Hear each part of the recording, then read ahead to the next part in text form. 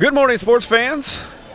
From Emden, Illinois, 62635. The only reason I know that, I'm looking at the hometown boy. Looking at the water. And yes, the place where I grew up for the first several years of my life. We have hit the road. The cheap seats have hit the road, and we are launching the run walk for the ALS benefit. The place is already popping, Jake. We got things going on. Again, Josh Komnick along with the furniture guy, Jake Johnston, as we are set here in Emden, Illinois. Nice crowd right off the bat. Right. Oh, that's starting at 8:30. What I've heard from some people that I've talked to, and we'll get some people on here that have put forth a lot of effort to get this thing going. We've got tents. We're here at the Stag-R-Inn right now. We've got a tent to our left who looks like there's going to be food and things served later. Of course, the beverages here at the Stag-R-Inn. The run walk is going to take place at 10 o'clock. From what I'm assuming, if you're still interested in coming over, you can. You've got about an hour to get here. We're going to kick off the run walk at about 10 o'clock. Nice. You can still pay the money. Goes to a great cause for ALS. You won't get your T-shirt. Maybe they can get you one a little bit later. Well, yeah, I was going to say, you can probably put something in, get one made up for you. What a great cause. Beautiful day for it, great crowd, a lot of things happening. Like you said, we got DJ starting up here. We've got a tent here with looks like some food and beverages going to be served later, and just an absolute gorgeous day right now. Yeah, perfect day. You couldn't have asked for a better day. Downtown Emden at the Stag-R-Inn. You can also party the night away at the all-new Stag-R-Inn Bar and family-friendly grill in downtown Emden tonight from 9 to 1 a.m. featuring DJ Tackett. Enjoy ice-cold 16-ounce domestic drafts all day, every day, along with great lunch and dinner items from the grill and perfect for mealtime harvest carry-out. For more information on DJ Tackett, live from 9 to 1 tonight at the all-new Stag-R-Inn Bar and family-friendly grill in downtown Emden. Give them a call at 217-376-3185. Again, what a great-looking little building we got here. The new Stag-R-Inn is. If you are local, whatever, listening to Cheap Seats, if you haven't been here, check it out. It'll be a fun family-friendly atmosphere tonight as we're kicking off this thing to the first annual ALS 5K run walk. As we've got some people set up all over the place to get on here that need to be mentioned and need to be talked about. They've put a lot of effort. If you're going to get 250 runners or walkers, and when the town's only about 500, you've done a pretty good job of promoting. I was going to say, you've almost doubled the size of your town. That's right. So we're going to expecting a big turnout here, but we've got some sports to get to real quick, Jake, before we get a list of people going on here that have to do with this event, and then of course some people from the Stagger. I wanted to go through some baseball scores as the baseball season really hitting full stride, Jake. Now, some of the scores from the National League last night: the Nationals beat the New York Mets 6-4. Cincinnati was a winner over the Cubs 7-3.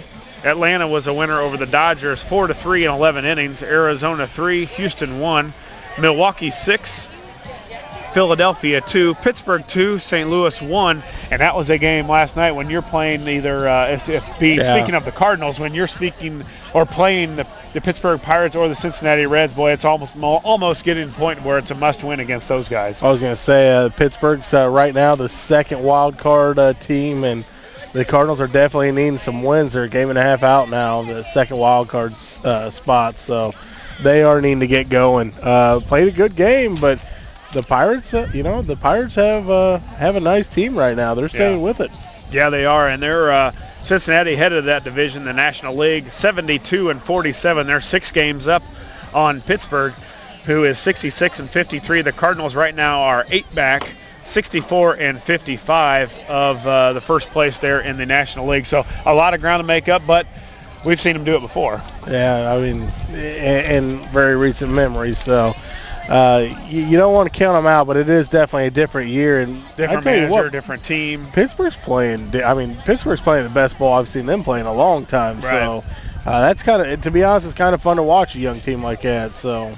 Yeah, that definitely adds a buzz to Major League Baseball, who, for me, does not have a buzz right now. But you get to see somebody else rather than the Yankees, rather than the Cardinals, rather than the Red Boston Sox. Red Sox, in the playoffs, and it just adds a little bit more something for a little more intrigue. Someone else to watch, maybe an underdog team, I guess, if you will.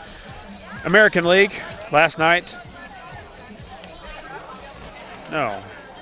Let's see. Here we are. Detroit 5, Baltimore 3. The Yankees were a winner over Boston 6-4.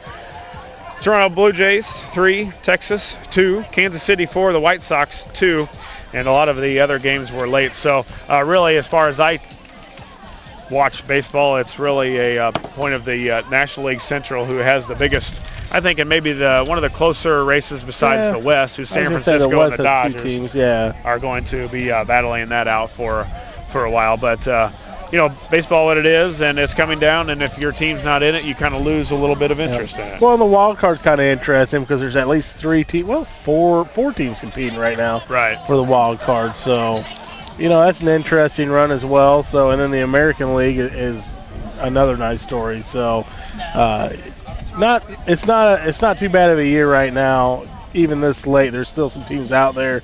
But if you're a Cub fan, it's long been gone. It's kind of grueling right now. I'm not gonna lie. It's long been gone, and you're waiting for the Bears. The Bears. So preseason football has tonight, right? Has hit. Well, yeah.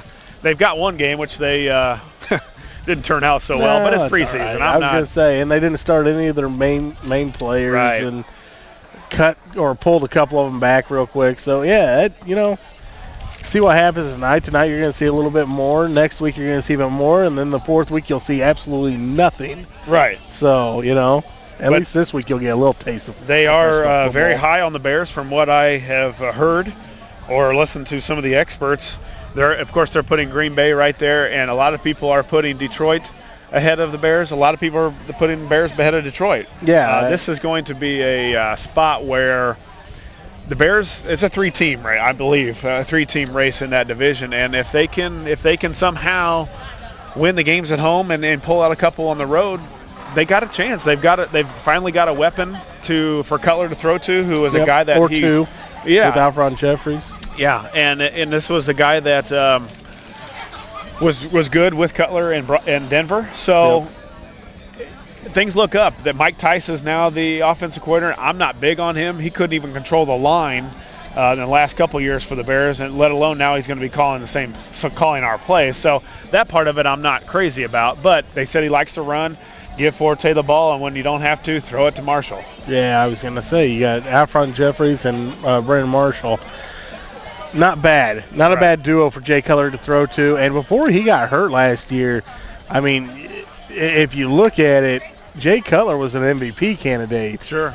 Outside of Aaron Rodgers. So, I think the Bears can be right there. I think I could put them ahead of Detroit. I think you could see that happening if they could stay healthy. Yeah. And we'll see what the offensive line does. They say they're improved, but they're pretty much the same unit. So it's kind of a scary deal right there. I hope they've improved, because if they haven't, we're in it could be. Yeah, that's what got – well, that and the play calling. I mean, we'll see. With Mike Tyson there, it'll be a different format for play calling.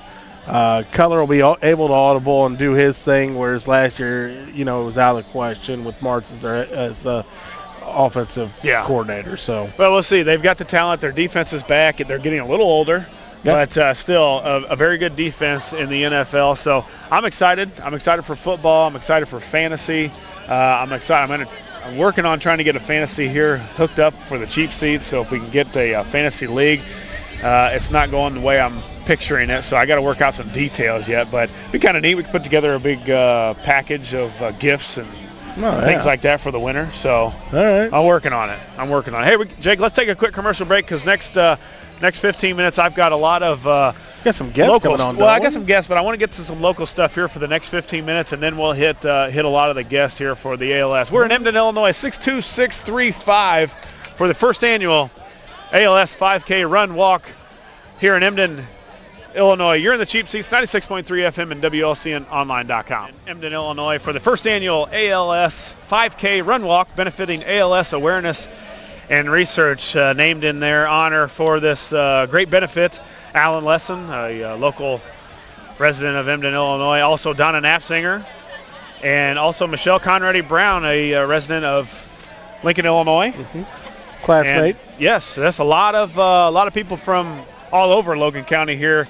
Somewhere around 250 runners have signed up, or run walkers have signed up for this thing, and they're piling in here fast right now, Jake. We got a big crowd already. A big crowd here in Emden. Emden, Illinois has doubled in size here in the last hour and a half. Yes. So make sure you stop out here. They're going to be, looks like they're going to be partying all day.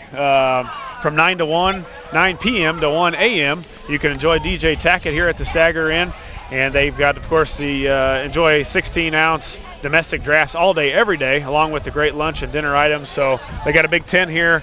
People flying around from everywhere. But before we get into some of the guests here that have put so much effort and so much work into this great benefit, we've got some local action to take part in. Before we hit the Central State 8 thing, last week in local sports, Lanphier sophomore Nick Patton won the Medalist Monday honors at the Lincoln Elks, but also the Railers took home the team title. Yeah. And a great start to the season for the Railer golfers. They won that match, a quadrangular match at the Lincoln Elks. Patton shot a 1/36 to edge Lincoln trio of Jordan Perry, Kyle Fitzpatrick, and Ryan Dean by one shot. The Railers also got a 39 from Colin Antone to finish at 150, 11 shots better than the runner-up Chatham Glenwood. So it looks like they've got a great start to the season. I was going to say, good team play. Yeah, good team going on, and a lot of good individual players. Also, later on in the week, Lincoln shot a 303 to finish third at the 23-team Raider Redbird Classic on last Tuesday, at the Par 71 Weebreen Golf Club at Illinois State University. Jordan Perry topped Lincoln with a 74, tying for 11th individually. The Railers' Aaron Butler fired a 75, and Ryan Dean and Kyle Fitzpatrick each shot 77. Arlington Heights St. Viator won the team title at 282. So the Railers right there in all of the golf action so far. I'm sure they're probably golfing it somewhere today on a beautiful day like this. Great scores could come in to today. Not that if we were playing, but when you're shooting 74 and 77, you're pretty good. Yeah, it's days like this, though, you don't mind searching for that ball you hit deep in the woods. So. If you had a ball retriever. Yeah, that's exactly right. Jake, we talked about last week the State Journal Retro was putting together a pretty cool thing. 20 years of the Central State 8 has been in effect now, and they've been naming the top 20 or so, 10 players individually, and then 5 of the best teams that have participated. Let's talk about volleyball. We can talk about soccer, golf, basketball, anything that has gone on. Yeah. So far, from what I've gathered and seen, we've had a couple as far as I'm talking about the Railers, and it really started off with golf. The golf team, the boys, we had one player from Lincoln who was a top, let's talk about players. We have 1, 2, 3, 4, 5, 6, 7, 8. A top 8 player in 20 years of the Central State, and that's Jordan Nelson. Jordan Nelson was the Class 2A state runner-up in 2009. He finished one stroke behind the champion, third at the 2008 sectional, two-time state qualifier. The kind of cool thing is, not a bad athlete right there. He plays basketball for Evansville. I was going to say he plays basketball. I don't think a lot of these golfers are playing a different sport at another major college. No. So pretty neat thing, and that was really the first one that I had seen, and I could be mistaken, but as far as the first one that I had caught, and I've been checking them, trying to check them every day, that anybody participant from Lincoln so far. And then a couple days later, they brought out the volleyball, which, as you know, Jake, has been a strong suit for the Railers and for Lincoln. Very good volleyball teams so far. And Michelle McFadden, right? Yeah, set the school record. She was back in 2005. She was one of the top 10 players in the 20 years of the Central State 8. She set the school record for single season kills at 420, all-time blocks at 423, and career kills at 1,160 in 2004. She played volleyball at Olivet Nazarene, and also team-wise for the Railers. Hold on. A real quick argument on this. Former Beeson teammate of mine, Janelle Custer's not on this list, who went and got a full-ride scholarship at UConn. Yeah. One of the best volleyball players Lincoln ever had. Sure. And is still playing today professionally beach volleyball. I want you to write the journal. You know what? I think I'm going to write it. With a retired number at Lincoln hanging on the wall. I think there's a very valid argument here. Very good argument. If you can play professionally and the stats. Now, I'd like to see your stats. Yeah. I'd like to compare the stats, and there's a great group of girls. Like I said, obviously, I don't know her stats, but obviously to be able to get a full ride to UConn, big you school, better be pretty good. Right. So I'm just throwing that out there. I'm throwing one. I'm throwing a wrinkle in. We're going to have to get her stats somehow for next week's show, and then we're getting to get a hold of the register. There you go. Now, let's move to teams. They did the top 5 teams of all time for volleyball. A 94 team from Sacred Heart Griffin, a 98 team from Jacksonville, a 99 team from Jacksonville, and a 1993 team from Lincoln. Lincoln finished 4th in the Central State 8 standings behind Jacksonville, Sacred Heart Griffin, and Springfield High, losing to all of them, yet was the lone team in either class at the state tournament from the State Journal Register circulation area. The 31-9 Railers lost in the Class 4A state quarterfinals to eventual champion Lockport, which would be the team that you're talking about of Miss Custer, right? No, 93? She was before that. Oh, yeah. I'm sorry. Yeah, you're right. So my fault. She was part of that team. Now, you think 31-9, they lost to 3 teams in the Central State 8. So there's 31-6. If you're not in that, in the Central State 8. So a great year for the Railers in 93. And also, they had another team in the top 5 of the 20-year history of the Central State 8. The 2000 team went 29-11-1. The Railers placed 4th at the Class AA state tournament. That was that Cook team, wasn't it?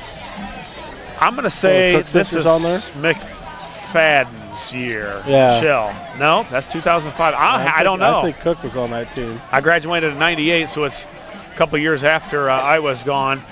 But they eventually losing to nationally ranked Downers Grove South in the 3rd place match. Lincoln won its quarterfinal against Chicago Lane, but lost in the semifinal to powerhouse Chicago Mother McCauley. So some of you Railer experts might remember that 2000 team that went to the state, but they were voted on by some voters as one of the top 5 teams. So kind of cool for the volleyball program. And also the football came out today, kind of at the Railers hit. Railer, meet the Railers last night. Next week will be the start of the Central State 8 season for the football. The top 10 players, this is a heck of a list, Jake. And I'm going to read you the names and the schools, plus I'm going to tell you a little bit about where they played. I'm not going to give you stats because it'll take up a bunch of time, but I'm going to give you some where they played, and also there were 2 guys that made the NFL. One of them is from Lincoln. Yep. Kenny Boyle was a tight end from Glenwood. He played collegiately at Illinois back in 1999. He graduated from Chatham. Bobby Brenheisen, a quarterback from Sacred Heart Griffin from 2007. He was a SIU, Carbondale, and Quincy player. Kenny Burns from 2003, a running back from Sacred Heart Griffin. He played collegiately at Indiana. Zach Grant, the talented receiver that just graduated this past year, shattering all kinds of Central State 8 and state records this past year. He is a wide receiver, graduated from Rochester in 2012. He is headed to St. Ambrose. Griff Juergens, 1999 quarterback out of Glenwood. He went and played at Harper College and then also Northern Iowa. Andy King, one of the guys that went to the NFL. He was a Lincoln Railer graduate in 1997, an offensive lineman. He played collegiately at Illinois State University and then played with the Rams. St. Louis after college, appeared in 6 games with the Rams during the 2002 and 2003 season. So one of the NFL guys was a Lincoln guy. Wes Lunt, the talented quarterback who's already been named the starter at Oklahoma State this upcoming football season. He just graduated from Rochester this past December, and he enrolled early into Oklahoma State in December. He's going to be the starter. He was, of course, led the Rochester Rockets to 2 state championships back-to-back. Mike McGee, Sacred Heart Griffin 94, tight end and a linebacker for the top-ranked Sacred Heart Griffin team out of 93, signed with Illinois, and really went on to have a good career at Illinois. He ended up bulking up to about 6'3", 280. Yeah, so, he's a big he's a big monster. Like safety. Although he did sign a free agent contract with the Carolina Panthers, so I'm mistaken. There's another guy from the Central State 8 who joined the NFL ranks. Matt Mitrione, the guy that most of you may know, Sacred Heart Griffin 96. He was a defensive tackle, played for, he went to school at Purdue. Yeah. Then he was a member of the New York Giants and also the Minnesota Vikings. Now he is involved with the UFC fighting. So, I think he was on one of those teams that won the Giants, the NFL championship. Eric Peterman, a great quarterback from 2005. Sacred Heart Griffin, he went on to play at Northwestern and did play a little bit for the Bears. Top 5 teams, 98 Chatham Glenwood, 2005 Sacred Heart Griffin, 2006 Sacred Heart Griffin, 2008 Sacred Heart Griffin, and the 2010 Rochester Rockets. So one player as far as football. Basketball will be coming out. I didn't see any in swimming. I didn't see any in cross country for the past, but kind of a neat thing I've been following pretty closely so far in the State Journal Register. If you have anybody else that you saw that made it that I didn't see, give me a ring. Absolutely. But I want to congratulate all those guys. I mean, it's kind of a cool thing, kind of trip through history. Yeah, you get to remember some of the players that Andy played. King, I remember that. My junior year, I think he would have been a sophomore. Went in, we were in the back gym one day, and we were playing around a little bit. He goes up and dunks one, shatters the backboard. I remember. Yeah, just some of the Kenny Boyle, some of the guys that you even went to school with, but or played against, but don't remember. It's a lot of time for remembering that kind of stuff. So kind of a neat thing, and basketball will be coming up. Baseball will be coming up. Some other sports, wrestling, those kind of things. So I'll try and track everybody so we can get a hold of and let everybody know. Maybe we can get a couple of these guys on. Be kind of neat. Yeah. Right. I don't know where King is or anything like that, but I believe he's in St. Louis now. Well, maybe we can get him on when he's home for a weekend. Yeah, there you go. Or have him call in. We got to take a quick commercial break here, Jake. We are out at the Stag-R-Inn in Emden, Illinois, for the first annual ALS 5K Run Walk. If you're not here yet and you're signed up, you better get here because the line is like crazy. If you're not here. Yeah, we got the DJ going. We're partying. I'm going to get ready to run here in about 30 minutes, and Jake is too. He just doesn't know it yet. You're going to drag me behind a truck. You're in the cheap seats, 96.3 FM and WLCN online.com.